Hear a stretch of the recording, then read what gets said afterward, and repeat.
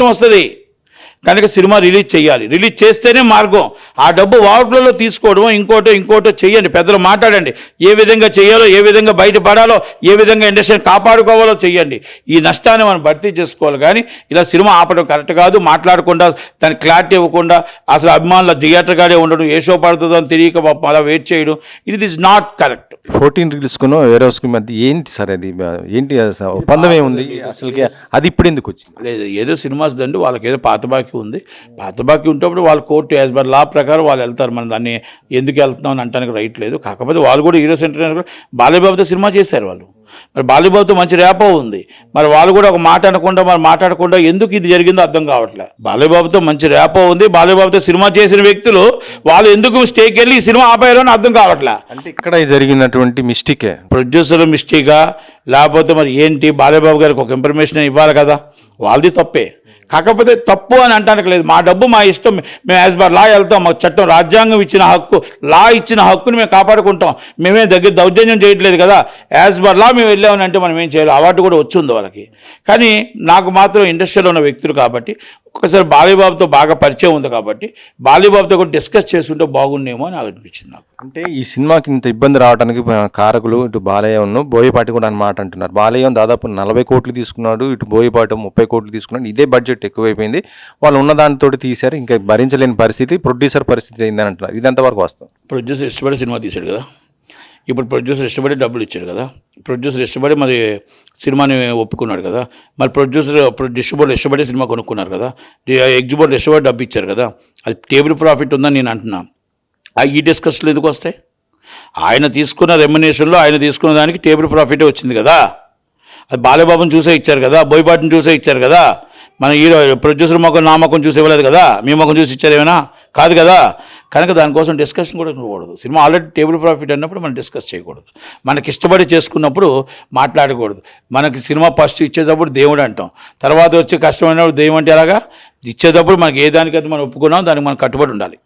Actually Harihara Veeramallu సమయంలో కూడా ఇలాంటి సమస్య వస్తే పవన్ కళ్యాణ్ గారు ముందుండి దాదాపు ఒక 40 కోట్లు ఆయనే ముందుండి సంతకం పెట్టేసి మొత్తం సినిమా ప్రొడ్యూసర్కి లాస్ రాకుండా తప్పనిసరిగా సినిమా రిలీజ్ అయ్యేదని చేశారు. కానీ బాలకృష్ణ ఎందుకు చేయలేరని ఒక ప్రశ్న ఇప్పుడు వస్తుంది. ఒకటి, అది 5 సంవత్సరాల డేట్స్లో కొంచెం తప్పు జరిగింది కాబట్టి, లేట్ అయింది కాబట్టి, ఆ నిర్మాతకి ఆయనకి మంచి హిట్స్ ఉన్నాయి కాబట్టి ఆయన పవన్ కళ్యాణ్ గారికి మంచి హిట్స్ ఇచ్చాడని ఒక అభిమానంతో, మానవతత్వంతో ఆ సినిమా రిలీజ్ ఆగకూడదు, నా కోసం ఇబ్బంది రాకూడదు అని ఆయన కొత్తగా రిస్క్ చేసి సినిమా రిలీజ్ చేసిన మాట వాస్తవమే. అందరూ చేయాలని ఏం లేదు కదా. నా దగ్గర మీ దగ్గర డబ్బు ఉంటుంది, మీరు ఇస్తారు నేను ఇవ్వను, లేకపోతే నేను ఇస్తాను మీరు ఇవ్వరు, అందరూ ఇవ్వాలని ఉందా? ఎవరి ఇష్టం వాళ్ళది. అంటే ఇక్కడ అభిమానుల్ని దృష్టిలో పెట్టుకోవాలి, ఇండస్ట్రీని దృష్టిలో పెట్టుకోవాలి, అదే కదా. దాంతోపాటు ఇంతవరకు ఎప్పుడు ఒక సినిమా ఇంత ఆగిపోయే పరిస్థితి వస్తుందనేసి లేదు పరిస్థితి, కానీ ఈ సినిమా ఆగిపోయి ఆయనకు ఒక మచ్చలా మిగిలింది అనేసి ఒక బాధ. ఒక మాట అండి, హీరో గారి ఇష్టం, బాలయ్యబాబు గారు ఆయన ఇష్టం, అది బోయపాటి గారు ఆయన ఇష్టం. సినిమా రిలీజ్ ఆగిపోయింది, దాన్ని ఎలా రిలీజ్ చేయాలని చూడాలి. వాళ్ళు డబ్బు పెడతారు, ఇంకో డబ్బు పెడతారు, తప్పది. ఇంకొకరు డబ్బు ఎవరు ఎందుకు పెడతారు? దాన్ని పెద్ద మనసులో తరహా కూర్చొని ఎలా రిలీజ్ ప్లాన్ చేయాలి, ఏ విధంగా, ఎవరిష్టం వాళ్ళది. వాళ్ళ ఇష్టాన్ని మనం అడగకూడదు, వాళ్ళ ఇష్టాన్ని మనం ప్రశ్న చేయకూడదు. ఎవరిష్టం వాళ్ళది. పవన్ కళ్యాణ్ గారికి ఒక ఇష్టం, బాలయ్యబాబు గారికి ఒక ఇష్టం, ఎవరిష్టం వాళ్ళది, అంతే తప్ప మనం ఎవరిని ప్రశ్న చేయకూడదు. నాకు తెలిసిన సమాచారం ప్రకారం కొంత రెమ్యునేషన్ వాళ్ళు వదులుకున్నారంటున్నారు, ఇద్దరు కూడా వదులుకున్నా కూడా ఈ సినిమా ఇబ్బంది పడిందని అంటున్నారు. మరి ఎంత దాకా నిజమో ఏంటో నాకు తెలియబోయి దానికోసం నేను డిస్కస్ చేయను.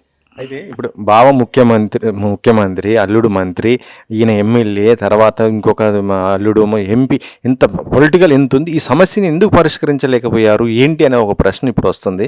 దానికి ఏంటి? Communication gaps. ఒక్క మాట చెబితే 5 నిమిషాలు అయిపోయే పని, అరగంటలో అయ్యే పని ఇంత దాకా రాగడం, సినిమా ఆగడం, ఇది కరెక్ట్ కాదు. ఆగింది అనేది కళలో కూడా ఊహించలేదు, ఆగుతుంది అనేది ఎవరో కూడా కనకుండానే అయిపోయి. నేను కూడా డబ్బు ఇచ్చాను, నేను ఎగ్జిబ్యూటర్గా డబ్బు ఇచ్చాను, నా ఫ్రెండ్స్ డబ్బు ఇచ్చారు, అందరూ డబ్బు ఇచ్చారు, నా తోటి ఎగ్జిబ్యూటర్ డబ్బులు ఇచ్చారు, అందరూ డబ్బులు ఇచ్చారు. సినిమా రిలీజ్ అవుతుందని బాలయ్యబాబుని నమ్మే, బోయపాటి గారిని నమ్మే సినిమా ఇచ్చాం. అలాగే ఈ ప్రొడ్యూసర్లు నమ్మే కదా డబ్బు ఇచ్చాం. సినిమా ఆగుతుందంటే ఎవరిని ఇస్తారా డబ్బు? సినిమా బాగుంది, మంచి హిట్. ఇప్పుడు కూడా చెప్తున్నా, ఎప్పుడు రిలీజ్ అయినా మళ్ళా బాలయ్యబాబు రికార్డులు బద్దలు కొడతాడు. పూనకాలు is a before hit is movie. ఇంకొకటి కూడా మనం ఒక్క మాట చెప్తున్నా, దయచేసి అందరూ అర్థం చేసుకో, content is loading. Content load అయిపోయింది. ఎనీ టైం ఎప్పుడు కూడా ఏదైనా సమయం బయటకు వచ్చేస్తే మనం ఇబ్బంది పడతాం. కాబట్టి బిఫోర్ ఇమ్మీడియట్లీ రిలీజ్ చేయడానికి ప్లాన్ చేయాలి. ఎగ్జిబిట్లో డబ్బులు వాపస్ ఇవ్వడానికి ప్లాన్ చేయాలి. ఒకవేళ రిలీజ్ డేట్ అనౌన్స్ చేసి అభిమానుల్ని కళల్లో ఆనందం చూడాలి, ఒక క్లారిటీ ఇవ్వాలి. అది ఇట్టి వసతులు రేపు ఉదయం కల్లా క్లారిటీ ఇవ్వకపోతే ప్రొడ్యూసర్ డబ్బులు వాపస్, ఎగ్జిబిట్ డబ్బులు వాపస్ ఇచ్చి మీరు ఏ డేట్ అయినా క్లారిటీ ఇస్తే అభిమానులు ఆనందపడతారు.